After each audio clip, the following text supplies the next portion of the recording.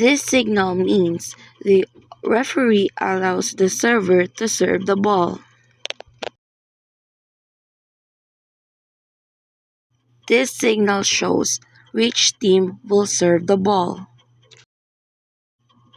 This signal shows that each team must switch courts.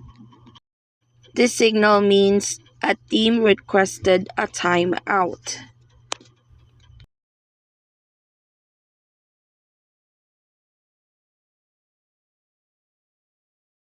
It allows the player to substitute.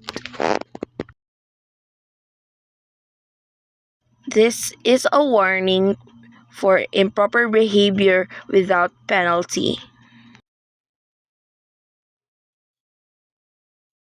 The team receives a penalty for misconduct.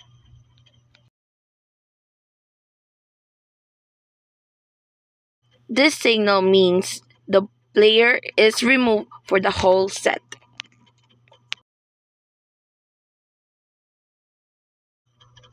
On the other hand, this means the player is removed from the entire match. This shows that the match or set is ended. This signal means the player did not properly toss the ball. This signal shows that the player took too long to serve.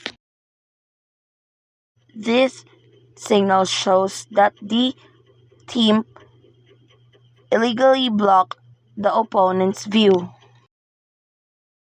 The signal means that the player are not in a proper position.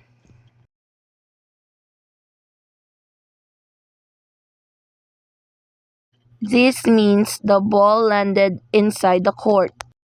This means the ball landed outside the court.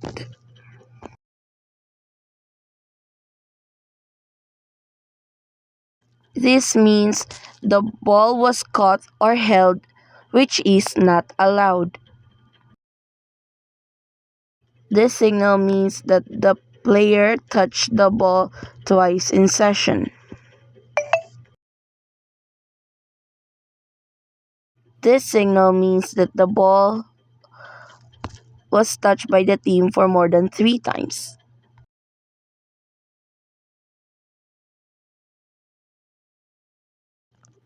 This means that the net was touched during the game.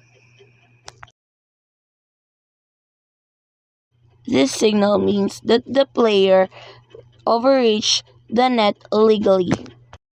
This means the attack hit was done illegally.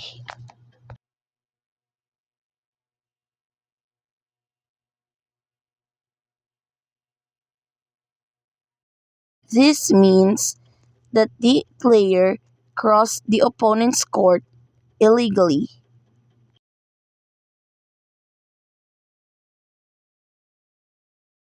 This means that the both team committed a fault and the rally was replayed. This signal shows that the ball was touched by the player.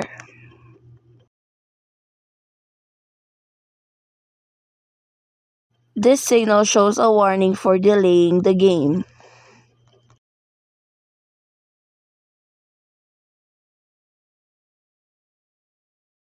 This penalty was given due to repeated delayed game.